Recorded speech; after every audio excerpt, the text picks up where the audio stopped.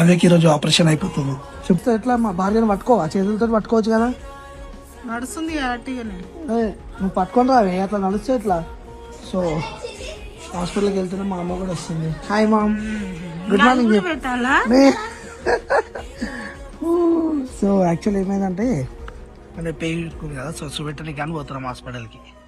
కాదు మా, నేను ఇట్లా ముంగటేస్తే ఎట్లా? మా భార్యను పట్టుకోవా? చేతులతో పట్టుకోవచ్చు కదా. నడుస్తుంది గట్టిగానే. నువ్వు పట్టుకొని రావే, అట్లా నడుస్తే ఎట్లా? నీకు ఉండాలి కదా మా ఇంతనా పో. ఏ మా అమ్మ పట్టుకోవే, చేతి పట్టుకోపో. మెల్లగా తీసుకెళ్ళు, ప్రెగ్నెంట్గా ఉంది, 9 months. సరేనా, బాయ్ మ్యామ్. పోయి ఆడ కలుస్తానే.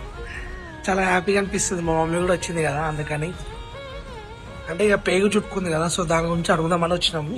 సో ఇంకా డాక్టర్స్ ఏమంటారో చూద్దాం. ఇంకా అడ్మిట్ అవ్వమంటారా లేకపోతే మండే రమ్మంటారా అని.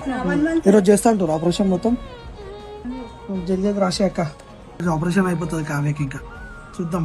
నా ఏం కాదులే, చిన్నగా ఆపరేషన్ చేస్తారు అంతే. టెన్షన్ ఎందుకు పడుతున్నావు? నేను అన్నా కదా. చెప్పే కొంచెం చెప్పు, పిల్లకి ఏడుస్తుంది అయితే.